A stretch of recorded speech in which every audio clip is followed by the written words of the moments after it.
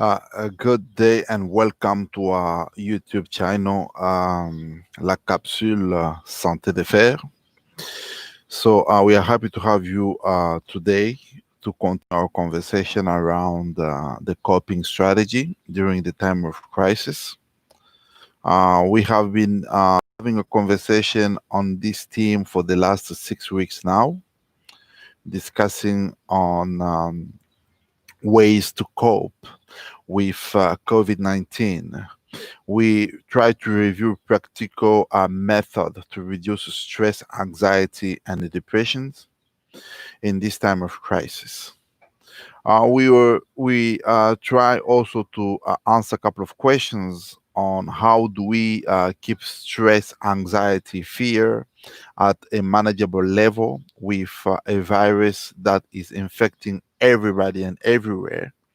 So, as we explained before, the battle seems like is outside our home against some microscopic enemy, but the struggle actually starts inside our mind. Anxiety steal away our joy and peace by consuming our focus and kicking our imaginations into overdrive. Then suddenly we begin to create worst case scenarios in our mind because we don't know what is going to happen. It just creates uh, this atmosphere of uncertainty. So because of this, it affects our mental in various ways. So we try to understand if we are feeling stressed or anxiety, what can we do? That's why we come up with this strategy, these ways of coping, which will help us to manage our emotions.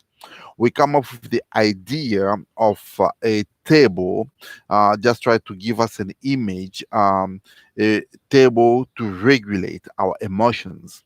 Also, we said our table has four legs, which are the four pillars uh, as a foundations, okay, as a foundations of these conversations. So the coping strategy will not always feel natural, but they are science-driven pathway to become a healthy person. Taking a hard look at our actions, thoughts, or emotions can be difficult. As I said before, ensuring we have a rock solid foundations for basic health need is a must to try to understand these four pillars, which are the foundation of our emotional regulations. And as I explained before, they are like the legs of a table. If the emotions regulation table is unstable, then it is difficult to use other coping method and build ourselves up. So we start discussing about sleep hygiene, about nutrition, about staying physically active. So today we are going to see the correlation between the social support and the mental health. Just a quick review. We try to answer a couple of questions in our previous sessions, just like do you maintain a regular sleep schedule and practice other healthy sleep habits? That was with respect to the sleep hygiene. Uh, Another question was, do you maintain a healthy balance of nutritious food? That was in with respect to nutrition as the second legs. And the third question we tried to answer was, are we able to exercise regularly? Um, some advices gives like 150 minutes per week, which should help us stay somehow physically active.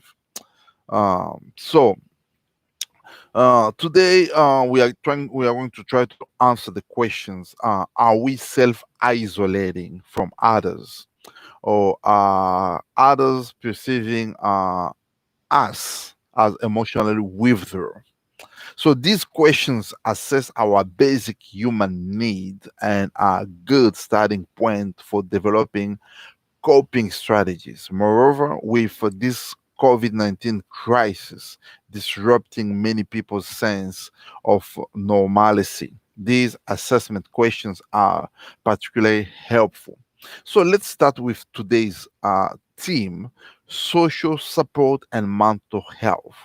Is there any connections? Is it important? How who needs social support? I will say everyone. You, me, any persons needs social support.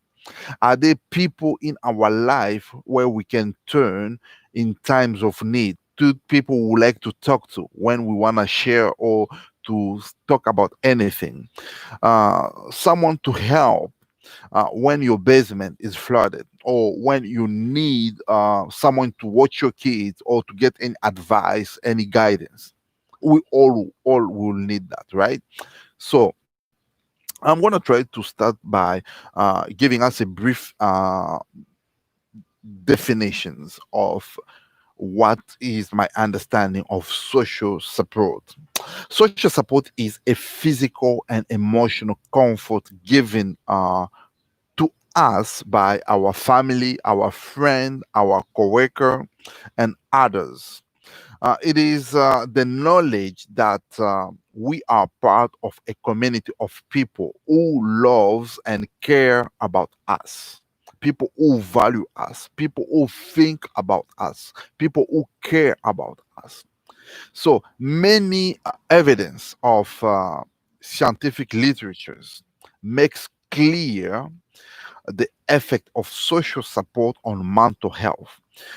There is compelling evidence that social support is significantly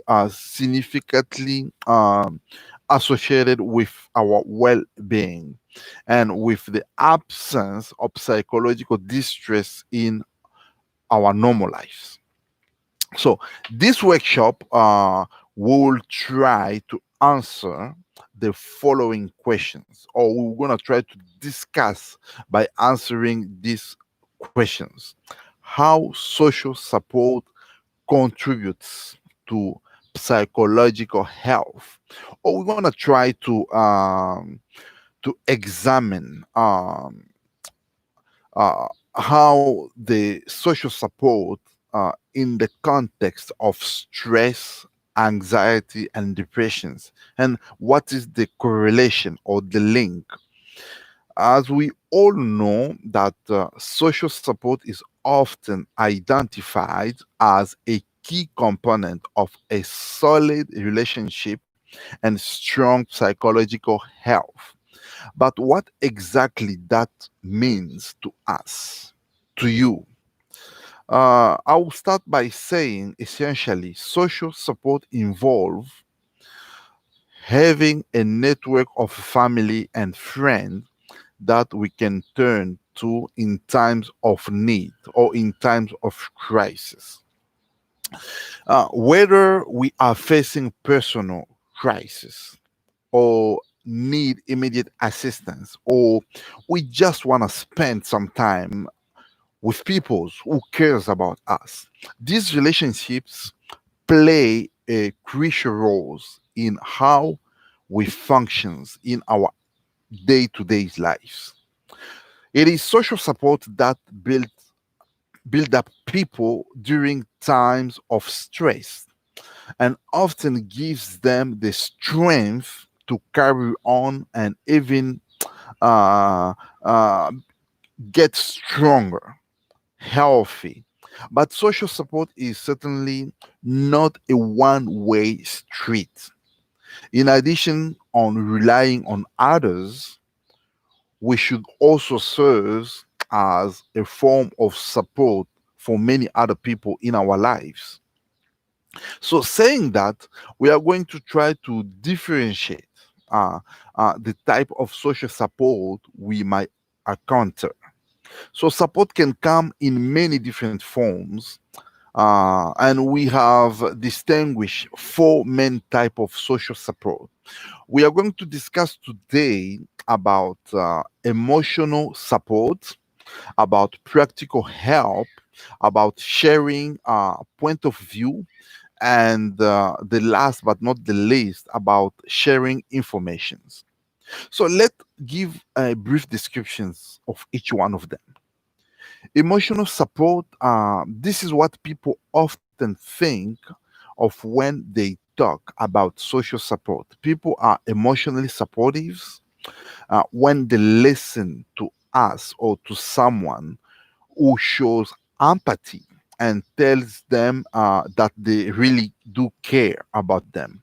For examples, if you lost your job, a close friend might offer you a physical comfort, such as a hug or call every day to check up on you, to see how things are going, how you're doing your job search, or how are you coping with the situations, right? So, the second type, which I called practical help, here people who care about you might give you practical help or service, such as gifts or money, food, services, help. This kind of support help us to complete task in our daily life and ease some of the daily stressor we might experience. The third one, sharing point of view. Quickly, I will say some people help by expressing their confidence in us or by encouraging us. They might remind us of our strength and help us maintain uh, a helpful and realistic perspective of the situations. Here, I could say, for example, let's say a friend who might remind us of our strength uh, um, at our past success before an important work interview, for example. The last type of social support is sharing informations. It can be helpful when family, friends, or even experts give factual information or share their point of view on particular situations.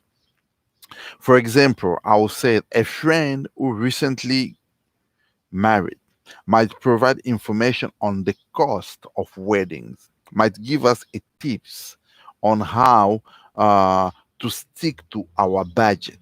Someone who has previously lost their job may share some resources, some networks, or tips on coping with the change.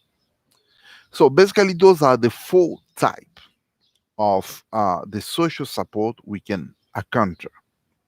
So how do we get our need of how do we I can rephrase this, getting our support need met? How do we do that?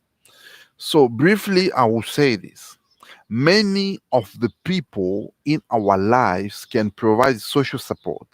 This can include our parent, our spouse, our most significant one, children, siblings, other family members, friend, co-workers, neighbors, health professional, support groups, and sometimes even strangers. You might be surprised what strangers can do. We understand that different people in our life may provide different type of support. So it is unlikely that one person can provide all the support we need. For example, our parent may be great with the child care. Our best friend may give great relationship advice or advice on how to search for a jobs. So the best support often come from the people who are close to us. Receiving support from people who are close might be more beneficial to our physical and emotional health than support from people we don't really know. So I have a couple of questions, a Q&A I've received before recording this video. So I'm gonna try to go through them. I think I have 7 or 8 of them. So the first one, what is so important about social support? Great questions.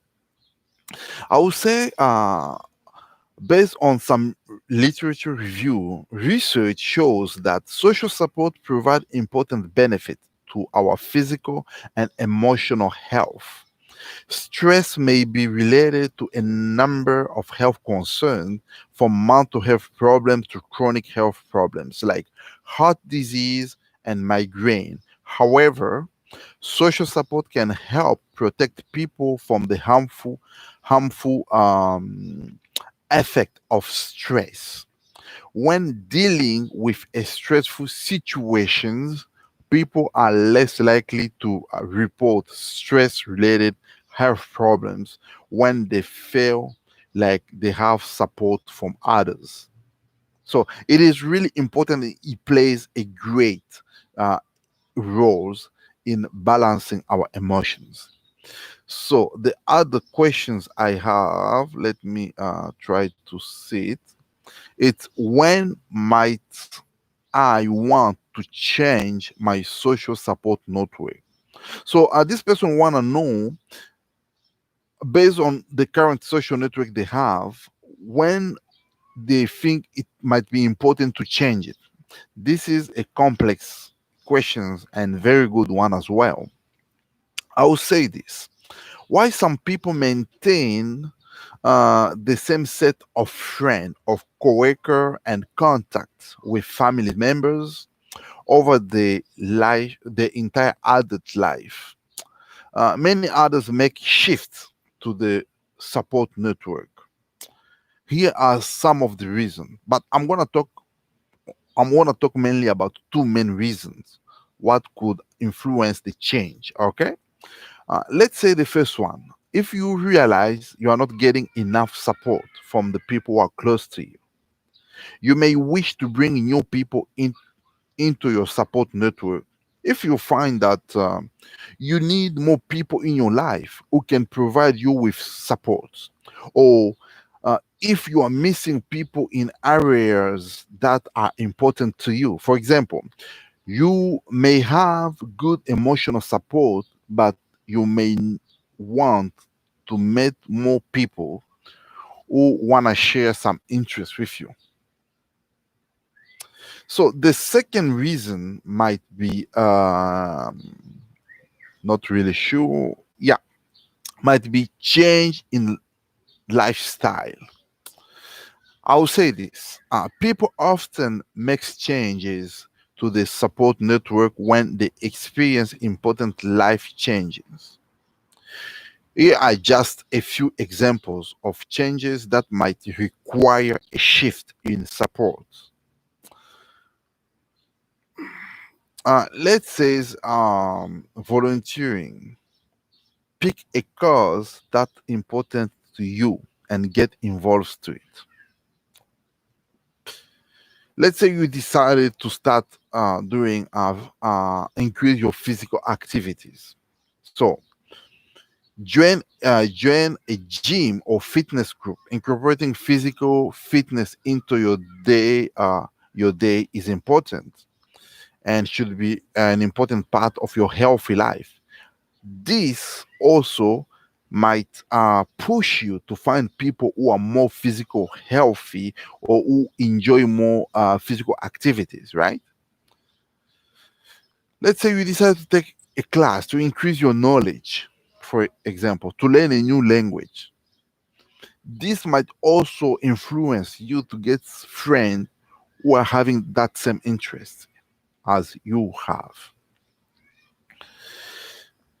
So I can define social support systems. What I can say, social support means having friends and other people, including families, where you can turn in time of crisis, as I said. But also people who have positive self-image, who can impact you in that ways. So let's see another questions here. How does social support affect health? I'll say social isolations and low level of social support have been shown to be associated with increased morbidity and mortalities in a host of medical illness. In contrast to low social support, high levels appears to buffer or to protect against the full impact of mental and physical illness. Why do we need a support system? Important questions. Research has proven that having a support system has many positive benefits, such as higher level of well-being, better coping skills, and a longer and healthy life. Studies have also shown that social support can reduce depression and anxiety. Another great question is, what can lack of social lead to? So, I mean, in another word, isolation or consequences. Researchers found a lack of parental support. This is just an example. A lack of parental support during a childhood is associated with increased level of depressive symptoms and chronic health conditions such as high blood pressures. In adulthood, and this association persists with increasing age throughout adulthood into see earlier old age. That's really interesting. How do I get social support? There is many ways. Take some risk, join or start a support group, get to know your neighbors, your local communities, get involved in a group, a club, a classes, work on your social skills. There is many things you can research and there is many ways you can do that. So what are positive benefit of social support? Some studies have shown that benefits of a network of social support might include improving the ability to cope with stressful situations, alleviating the effect of emotional distress, promoting long life good mental health, enhancing self esteem or lowering cardiovascular risks such as lowering blood pressure. How can social support reduce stress? Or how does social support affect stress related disease? Social support for stress relief, social support have been widely studied as a factor that minimize the effect of stress, and the results are somewhat striking.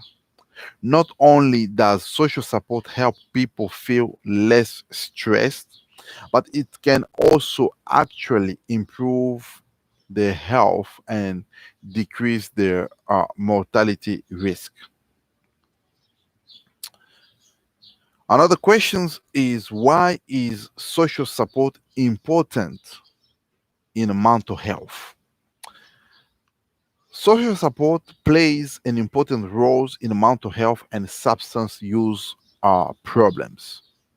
For example, people living with depressions report lower level of social support than others.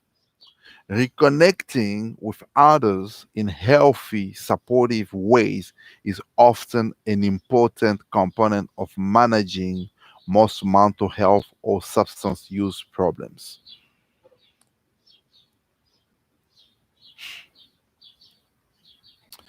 So I hope this helped us to have a better understanding on ways to cope, especially on this point we have been discussing today.